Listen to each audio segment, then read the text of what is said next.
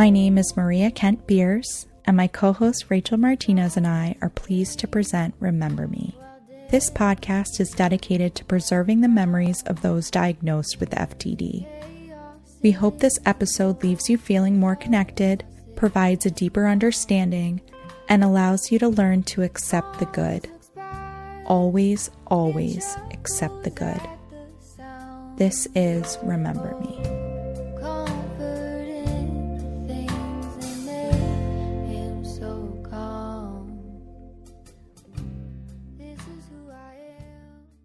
Katie Brandt is here to speak with us about her late husband, Mike, who passed at the devastating age of 33.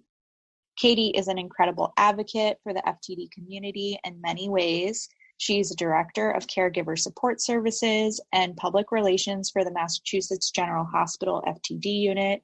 She's a lead volunteer with the AFTD. She's a facilitator of the Boston area FTD support group. Katie is also a very dear friend. In my family, we refer to her as our angel, as she seems to have been sent from heaven to help us as we navigate this journey with my mom. I'm so honored that she is here with us today. Welcome, Katie. Hi, Katie. Yay. Rachel, thank you for having me. I'm so honored to be on your podcast, and thank you for that lovely introduction. And I'm honored to be a part of your family's journey. It's been a joy to know all of you. Thank you. Yeah, thank you so much.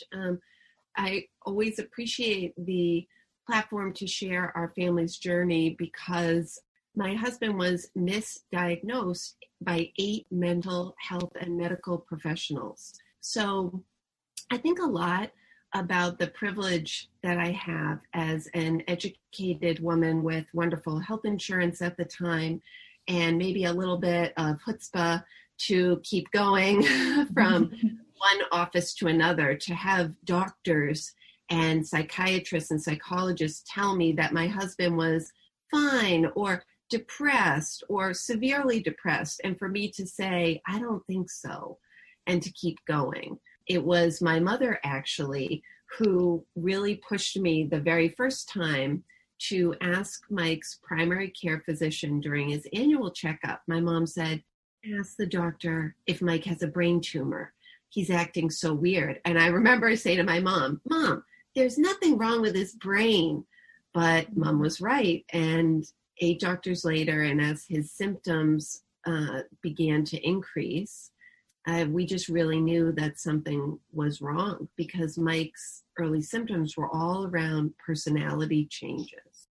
Mike was a guy who we spent a lot of time together. He would be at work or school all day and come home and say, I missed you. Let's have a date. And it would be like Tuesday, like just a regular day. That's so sweet.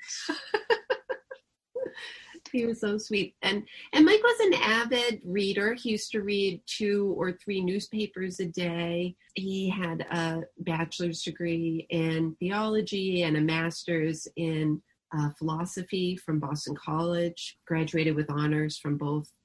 And I noticed that he was having trouble writing and reading. So we were trying to make a grocery list together, and he couldn't spell the word avocado or rice. And he became less interested in connecting with friends, chatting with me. Also, Mike was a person, we got married young. I was 22, he was 23. And Mike was fiercely protective of me. He always wanted to make sure that I was safe in the immediate, right? So if I told him, I'm going to be leaving work late and it'll be dark when I walk to my car, he would say, well, call me as soon as you get in the car.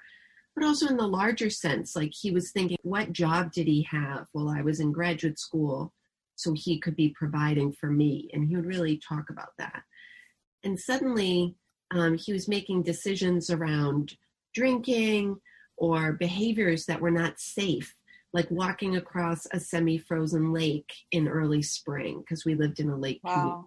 Things that were really outside of his character. And that was a hard thing to explain to medical professionals, to really get them to believe that this was not the person that I married. And especially at such a young age. Now, when did you start to see some of these symptoms? So I really noticed the symptoms robustly during my pregnancy with our son Noah. So Mike and I were married for 5 years when we found out that Noah was on the way. And I remember just little things like, when you first find out you're pregnant, you usually don't tell a lot of people. Like Mike told everybody, which is fine, but usually you sort of keep it to yourself. So it was a little weird. I made mention that I might want to change the wallpaper in the room that would be the nursery and on a car ride home. And so he walked into the house and went upstairs and ripped off a big chunk of the wallpaper. Like a little bit impulsive, but I remember at the baby shower that they threw at his work, Mike loved coffee. And so somebody gave him a coffee mug and he opened the coffee mug and he said in front of like 50 people, "Oh, great, another coffee mug." And then just put it down with a thunk on the table.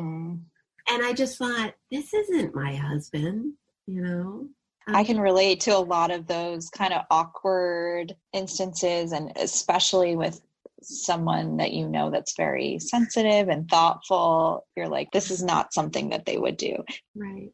Absolutely. And Mike was extraordinarily sensitive, and he really seemed to just lose an interest in anything that wasn't directly related to him.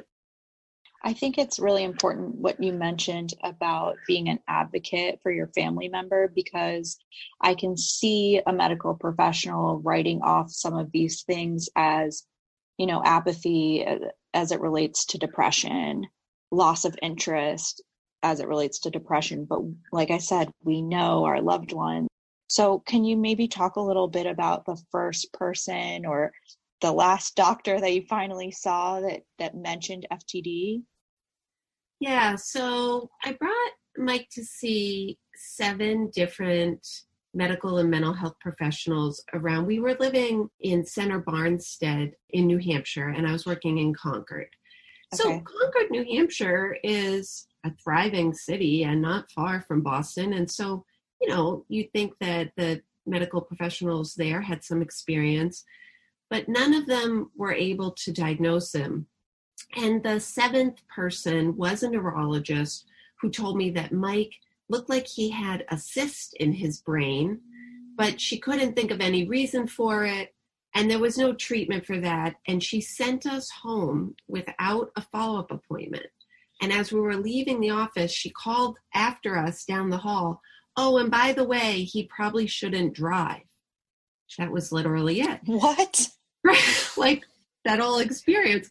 And I was like, as if, there's so many things I could say now working with an amazing team that considers all the other aspects of life outside of the neurology clinic.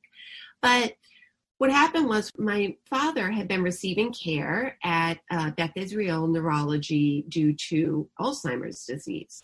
And so when I shared with my mother what this neurologist in the Concord practice had said, she said, "That's it. You just got to get to Boston." And so she advocated on our behalf. And actually, Mike ended up in the office of the director of cognitive neurology at Beth Israel, Dr. Albert Galiberta.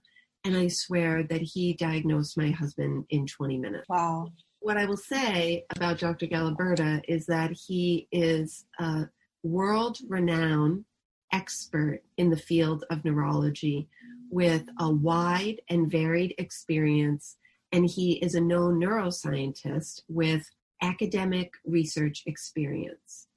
And so that primes him for being aware of rare and atypical neurological conditions. So he said, "Of course, we can care for your husband here at Beth Israel, but he has FTD and he's young, so you belong with Brad Dickerson at MGH."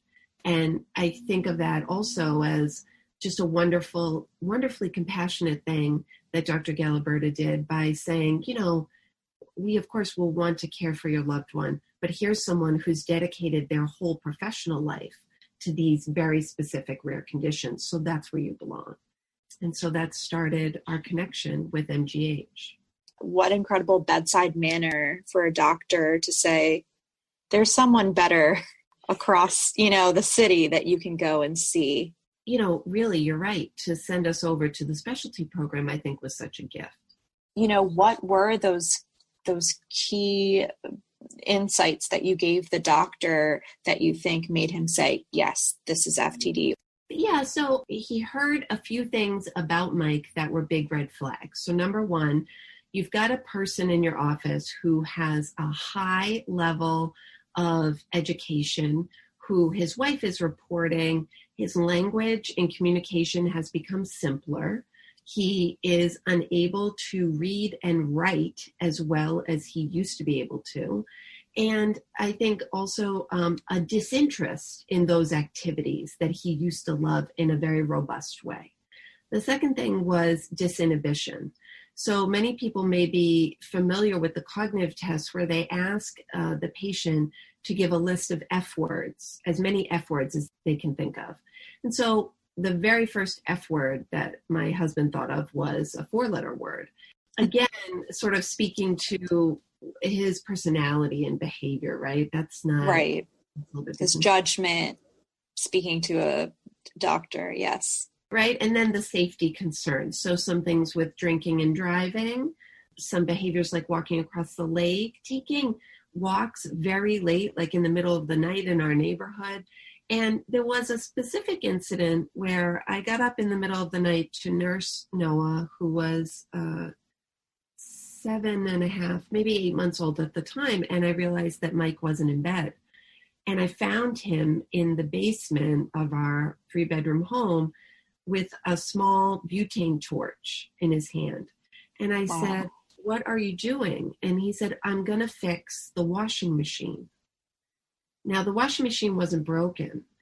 And I think a lot about if I hadn't woken up, like what would have happened? Because the butane torch, he would have caught something on fire.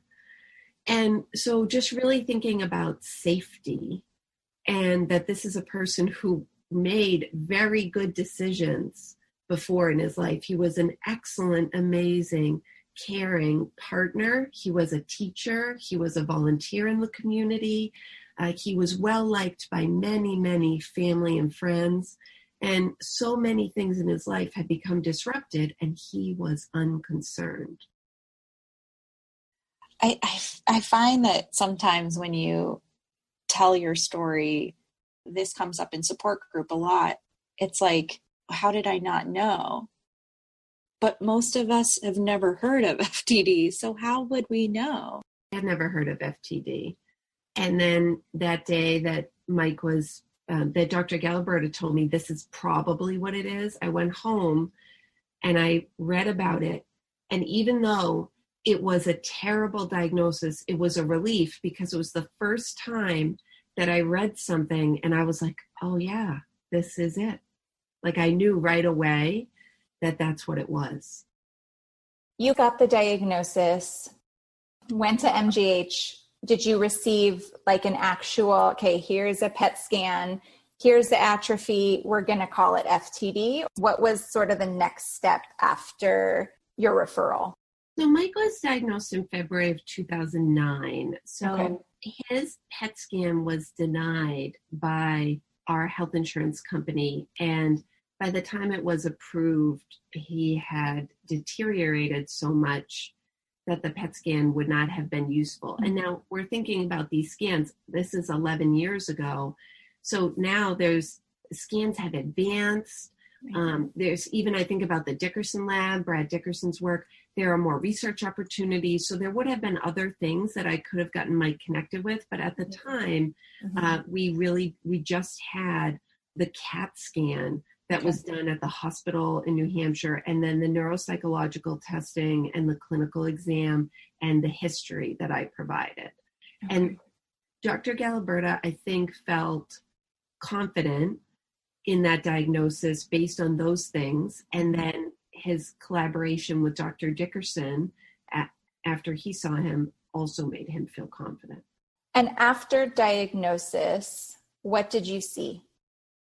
I think what happened next was a real shift for me to recognize that Mike did not have control over what he could and could not do.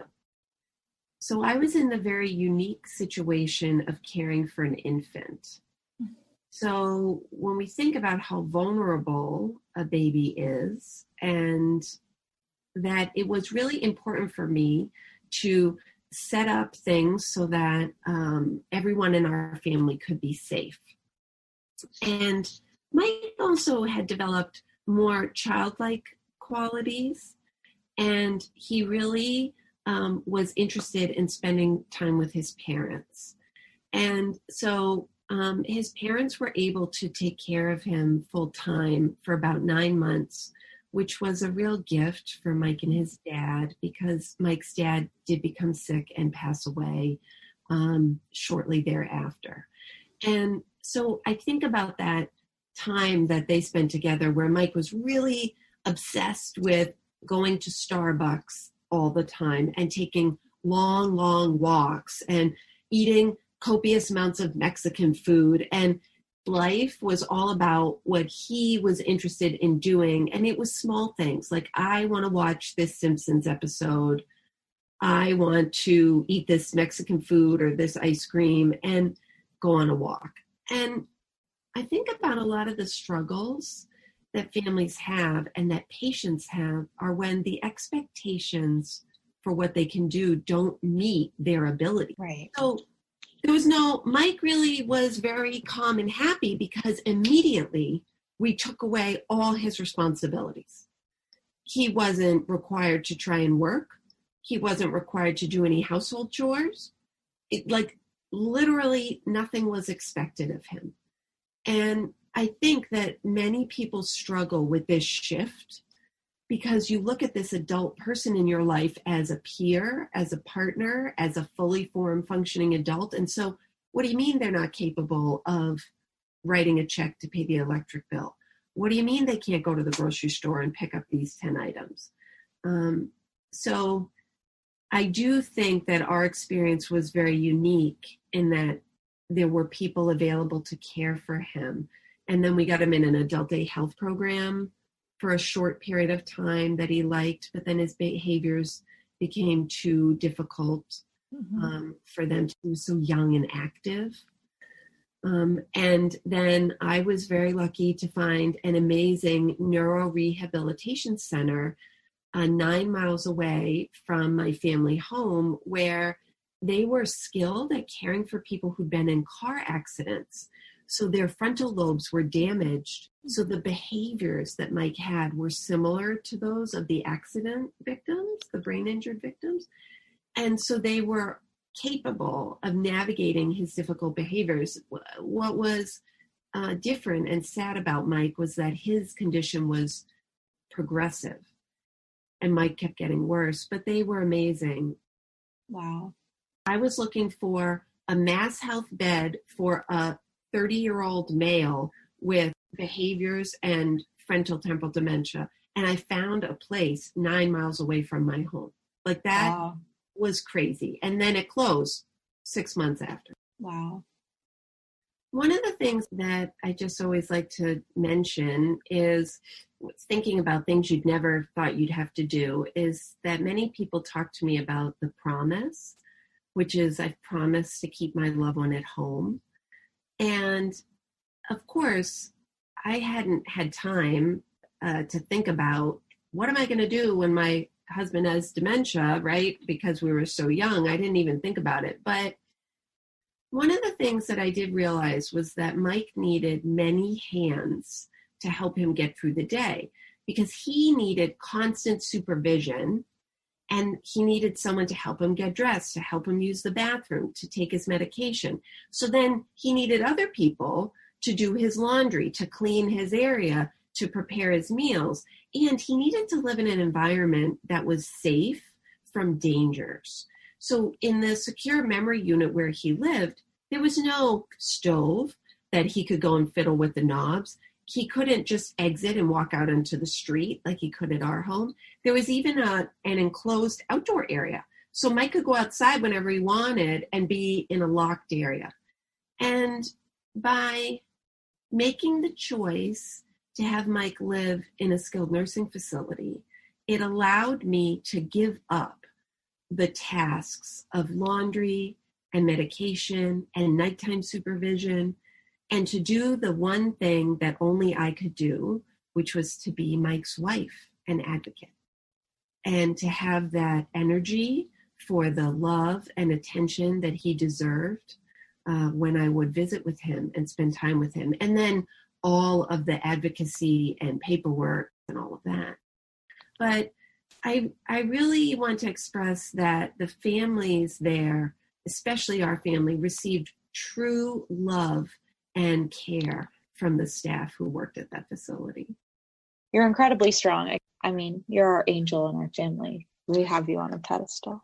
Maria. But can you tell us a little bit about your next step after Mike passed? You are such a beautiful example of turning such a devastating situation into such a beautiful calling for your life. And I'd love to hear a little bit about what was going through your mind and how you got to that point and how you kind of pulled yourself up by your bootstraps and kept going. And not only kept going, but I mean, you're such an inspiration to so many people and such a huge advocate for this community. So how did you get there? Tell us the secret. What is the secret? I know people have asked me a lot. I'm so interested in the idea of resilience. I think I said once to someone that I was so mad that FTD felt like it was going to have all this power over my life. It was going to make me a widow at 32. It was going to take away Noah's dad. It was going to take away the future that Mike and I had planned together. And I really didn't want FTD to have the final word in Mike's life or our family's story. And I felt that, but it wasn't easy to put it into action. I was so tired at the end of Mike's journey. I described myself as skinny, speckled, and sad because I developed hives at the end of Mike's life. I literally think my body was like, this is so difficult that I am going to tell you that I am so tired. And so I developed these chronic hives, and I went to multiple doctors, and I think they were literally grief hives. And they went away after about a year, and I ate more and went to the gym and gained some of my strength back and slept a lot. Of course, always getting up with Noah, but I would go to bed with him too a lot of nights. And I remember one night I couldn't sleep, and I was thinking there has to be some way that I can tell our story. And I felt like if I could tell our story, maybe I could help other people. And I started by reaching out to the Heller School for Social Policy, which is at Brandeis University, where I got my master's in nonprofit management, because they teach a lot of family policy classes. And I think a lot about the policies that our family benefited from, because I made the decision to leave my job to care for Mike and Noah. And so we benefited from food assistance, Social Security, Mass Health. And then I was able to swing back to work so that we don't utilize those supports now, but I'm very thankful that they were there when our family had a health crisis. And so one night I was sitting in bed at like 1 a.m, and I wrote an email to the dean at the Heller School, and I just asked if I could be a speaker at any class where my story would be relevant. And one professor invited me in, and I just spoke there in March, right before the COVID shutdown, and it was my 10th year going back. Wow. And that empowered me that my story was valuable. And I contacted the Association for FTD, and I offered to share our story as part of their public awareness campaign. And then Dr. Brad Dickerson wanted to feature Mike in a medical grand rounds at MGH. And he asked me to speak as the caregiver voice. And that experience was really unique because it was the first time that they'd had a family member speak at the medical rounds. And it really opened my eyes to this idea that I could maybe take my professional skill set and pivot it to doing some work. Because I just lost all my mojo from my old career and in the child welfare industry because this thing happened to us and I couldn't just walk away from it.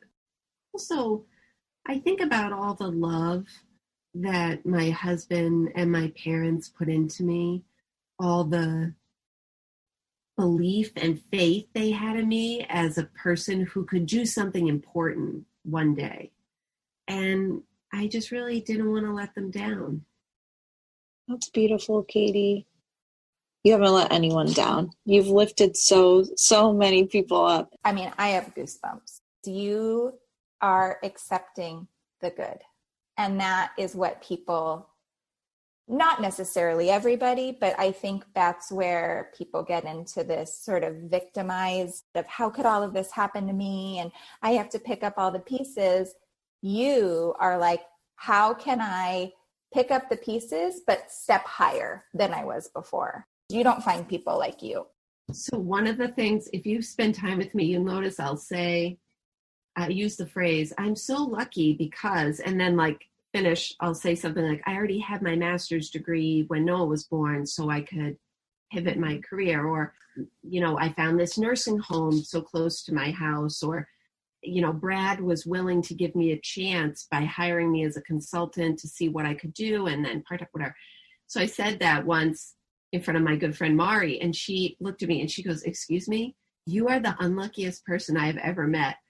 And it's so funny because I actually don't think of myself that way at all. And so it is weird. Like I wish that I knew, like, what is there, like a gene for resilience? I would love to know that because I've worked with hundreds of caregivers now, and some caregivers are resilient and they are able to embrace their loved one. Like Maria's family is able to embrace Leah for who she is and focus on the love. Mm-hmm. And Art for Amalia is a beautiful, positive celebration.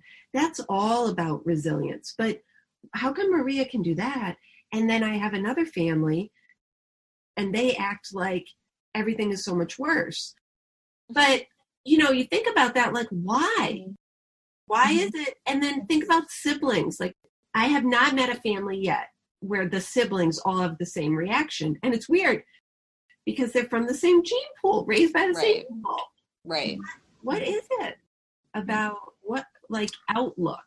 I think through COVID and this experience with my mom, I have learned that mindset is everything. My mom would always say, like, this is all about your mindset. So we'll jump into Mike's story. Why don't we start with where was he born? If you know big things that happened in his childhood, if you could share some of that. And then sort of take us into how you guys met and how your journey started. So Mike grew up in northern Maine. He grew up in Houlton, Maine, which is the last exit on 95 before Canada, way up there. And he was very active as a kid. And one of his most favorite childhood experiences were his summers at Camp Caribou, which is also in Maine.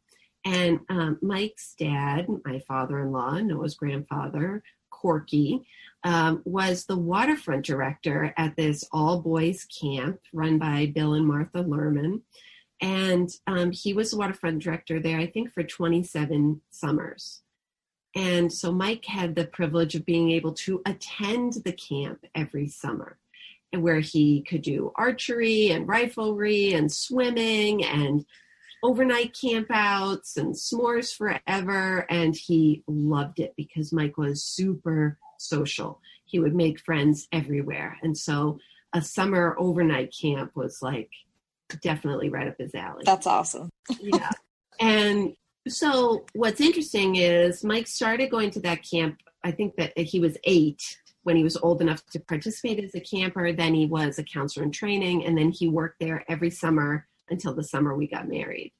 And when Noah was 10, he started asking me questions about what things did my dad like to do when he was 10? And so, of course, made me think of camp. And I reached out to Bill and Martha, the owners of the camp, and they let me know that they had just been waiting for the day when they could have Noah come to camp. So Noah had his first Camp Caribou summer last summer and loved it. And it was a really special experience for Noah because he was literally running in the same ground, swimming in the same lake, shooting in the same archery range as his dad did. And so Noah, of course, was devastated when COVID-19 took that away this summer. But I've assured Noah, he's only 12 now, and so he has many summers ahead of him where he can be a part of the Camp Caribou family. So I love that. Yeah, So that was sweet. a big part of Mike's childhood. And Mike converted to Catholicism as a teenager. And it was very important for him to study and fully understand the Catholic faith. And so he chose St. Anselm College in Manchester, New Hampshire, which is where we met. We both were freshmen the same year. And I remember meeting Mike for the first time. He was standing outside of humanities lecture with his long curly hair wet from a recent shower, mirrored wraparound sunglasses, and he was wearing a denim on denim outfit. And I was instantly attracted. I love it. It was the denim on denim that got you. And my roommate was also from Northern Maine. So apparently just everyone from Northern Maine knows each other. So she introduced me to Mike. And we dated for a little while at St. Anselm, but then Mike broke up with me because he said he thought he wanted to be a priest. And I was young, and I was like, if Jesus is calling you, you should definitely go. Like, I don't want to get in the way of that. And he spent a semester at a monastery in South Dakota. And he came back junior year, and I noticed that he sort of appeared. He was always outside the psychology building. I would always see him in the cafeteria when I was there. And real casual, one day on a walk from the psych building to like the cafeteria where we're going to have lunch, he just mentioned that he wasn't going to be a priest anymore. Casually. Just real casual. Oh, man. So, of course, we started dating again. And I remember walking across the quad one night. We had only been dating for like 3 weeks after he decided he wasn't going to be a priest. And I remember thinking, like, I am going to marry this boy. Of course, I didn't tell anyone because that's crazy, right? So I love it. You just knew. I just knew. And we got married a couple of months after graduation. We had an old Buick that my parents gave us and some hand-me-down furniture from my grandmother's house. And we were, off to take on the world with our $700 a month apartment. And, we were poor at those first few years. And Mike was adamant that I would go to graduate school first because he said, what if you get pregnant and then don't get to go? You have to go first. It was so sweet. And so then after graduate school, when I started working, still, we didn't have very much money. And that's when Mike started his master's program at Boston College.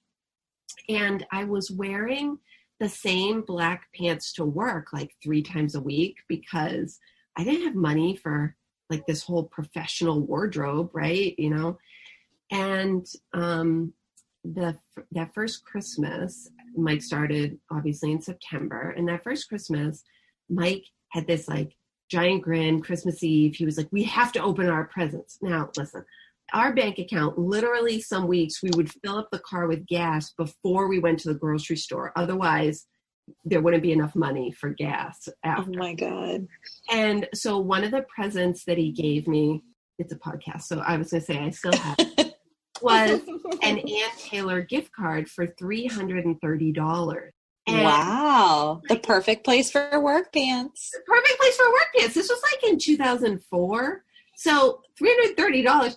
And I was like, excuse me, I know how much money is in our shared bank account. What are you thinking? You're crazy. And he had this like just giant smile. He couldn't even talk. He was so happy. And he said that he realized when he got to BC that they would pay students cash to pick up trash after games in the stadium. And so he picked up trash in secret for an entire semester. And he said that was perfect because if he had a check and deposited it, I would have seen it. And so he kept it a secret from me for a whole semester and then bought me this gift card. And of course, I was like over the moon about it. Literally, I still have the gift card. It's in a drawer in my bedroom today. Oh my God. I wish people could see me and Rachel's faces. Right I'm glad they cannot. I am a mess. Like who? So I was of course going on and on about how amazing she was or whatever. And he said to me, well, I did buy a couple beers. Oh, I love that story. What is so important about that story and about Mike is that he noticed something about me. He noticed that I was trying really hard to bring in a paycheck for our tiny family while he was in school, and that I didn't really have everything that I needed to go out in the workforce because we were just making our way.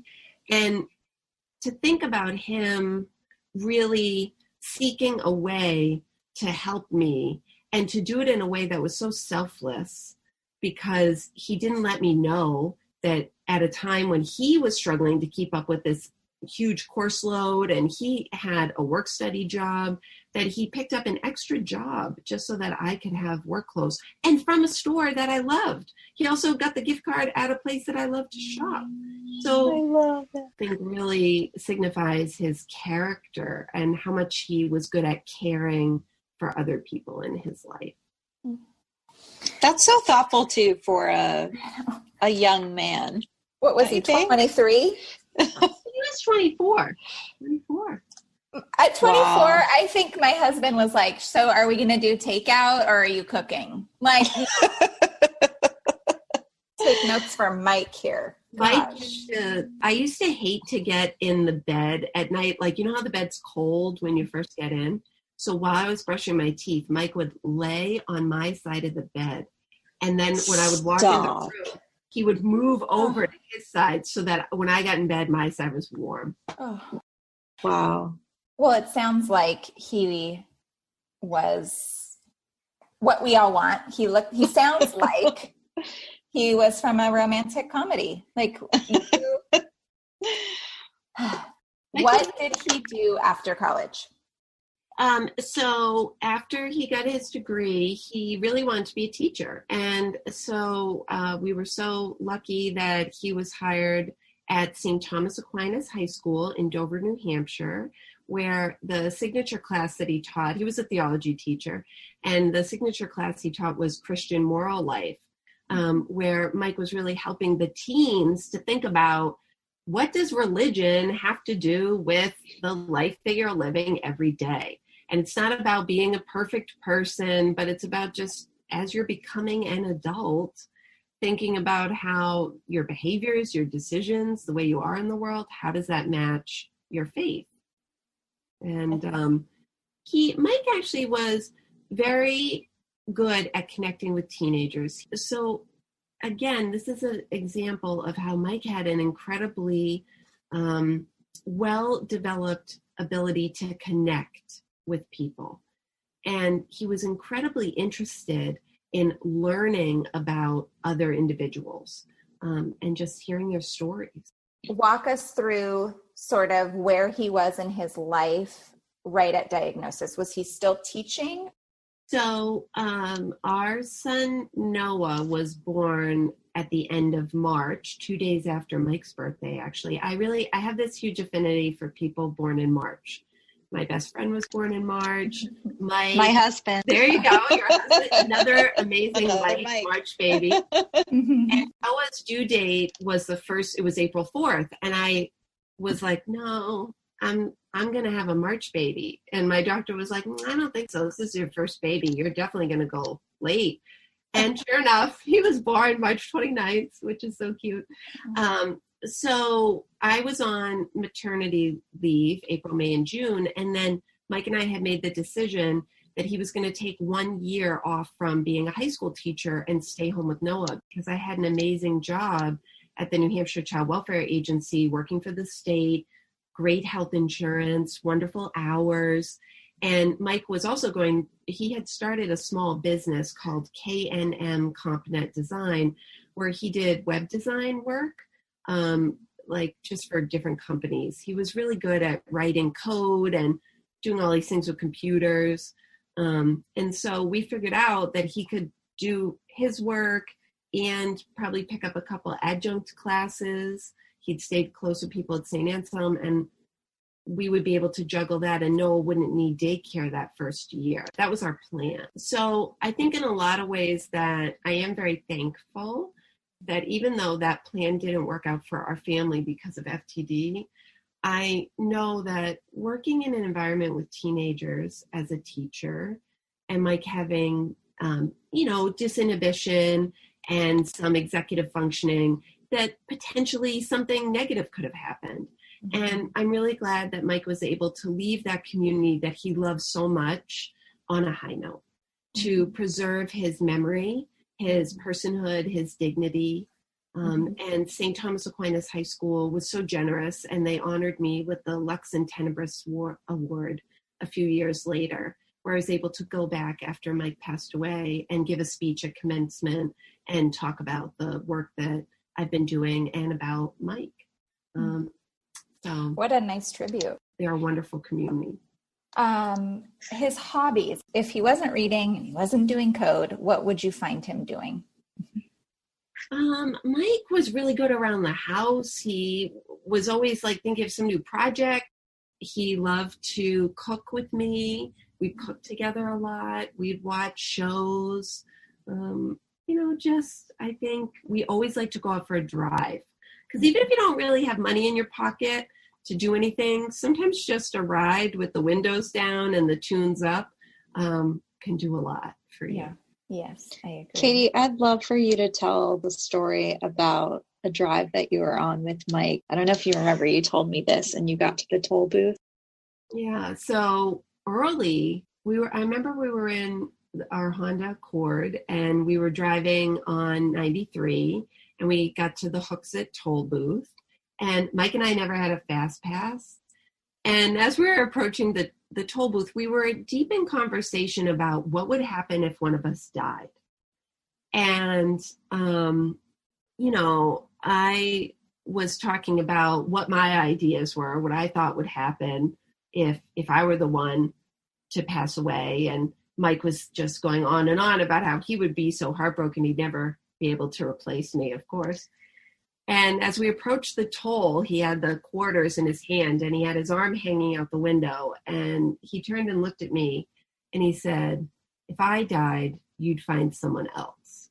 And he threw the money in the basket and sped away. And I think a lot about that moment and how the woman sitting next to him in that Honda CR-V on that warm spring night is not the woman that I am today. I did find somebody else, and that somebody else is me. I think really more empowered, just realizing that everything that I needed, I already have inside me. And I think that really just that confidence that Mike had in me is something that I've really held on to over this past decade without him. Thanks for having her share that one, Maria. God. I think about it all the time. But Glad I'm not wearing mascara. These are just mom bags. Like, oh. But, Maria's right, though, about perspective. Like, a lot of the stories that I tell, I mean, they are the stories from our life, the way things happen. But, like, I don't know, I could have a different perspective about that. I could tell that story and be like, Mike said I would find someone else, and he didn't send anybody yet, and I'm still a single parent. Like, I don't know. I could, right? It could be different, but I have really reflected on that moment. And, like, yeah, I used to be afraid to walk from my house to my mailbox at the end of the driveway when it was dark. Like, afraid to do that. I literally have traveled the world by myself now to talk about dementia. I consider myself a global advocate on behalf of families living with dementia in their lives. I've done so many things, stood up in front of a podium and in front of hundreds of people and talked about my grief and loss. I mean, I just couldn't have imagined myself doing those things before because I didn't force myself to try. Right? It was not. Oh, gosh. It sounds like Mike just really gave you the confidence and the love to be who you are and to feel strong and to grow into the person that you're supposed to be. Sounds like he was just such an incredible partner that believed in you so much. Hey, yes, that's the thing. And, of course, I notice when people are talking about how they find their mate or what they're looking for in a mate. And a lot of times people talk about wanting to find someone with the same hobbies or interests. And Mike and I had a lot of interests that were not the same. Like, he loved Star Trek. I tried really hard. I don't. He loved riflery and archery. I'm not interested in any of that. His philosophy, which I'll read a piece from one of his philosophy papers. I never understood philosophy. I was married to a philosopher. I don't care about it at all. But we had this deep connection about our shared values, our ideas about what it means to be a partner, what it means to be part of a family. And I really felt like what was a win for me was a win for him, and vice versa. We were a support to each other. And that's my choice, right? To try to just carry that forward. So if you could pick a couple of words, how do you think Mike would want to be remembered? Gregarious, giving, intelligent, dedicated, funny, loving, reliable. Now, if you could read us something that Mike has written and explain what it is. So Mike, as I mentioned, fierce passion for philosophy. So when I was preparing for the podcast, I looked at some of his old papers and I found a paper he wrote while he was a student at Boston College called A Journey to Heaven, Focus on the Design, Not the Work. And it's a paper where he's looking at some writings from Plotinus that I'll just say what he said. In this essay, we will outline how man's tripartite soul, which resides in the intellect, heaven, and the world below, can escape from its continual focus on the world below and see from its heavenly position. And I didn't reread the entire 18 pages of the paper because I knew that I wouldn't really understand it. It was attached to an email. He did send it to me so that I could proof it for him in 2004, which I did. But the concluding paragraph begins, "It is the experience of beauty that has brought us to an understanding of how the ascent can occur. The experience brings us away from the fetters of our world and our focus on the parts of this world. It brings us to the unity and order of the intellect. In the experience of awe, we are staring at the intellect, not a simple part, but rather we are gazing at the whole. In staring at the perfect unity and beauty of the intellect, our focus is on the whole and not on a part. We are no longer fixated on this or that thing, but rather on the intellect as a whole. It is through the whole, the perfect unity of the parts, that beauty resides. We once again stand in our heavenly position. We have left the world below, flown back towards the all, refocused ourselves on the whole, and reunited ourselves with our heavenly partner so that we can share in the universal soul's governing and be the formative power that we once were.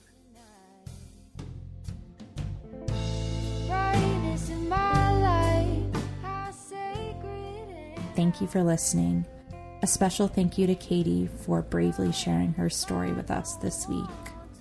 If you're inspired and want to learn more about Katie, you can visit her website, loveisoutthereftd.org. We'll be releasing new episodes each week on Mondays. If you want to connect with us, you can follow us on Instagram at Remember Me Podcast. We've also set up a Facebook group called Remember Me Podcast. This podcast is produced by Maria Kent Beers and Rachel Martinez, and the beautiful music you hear is by Bailey Kent. So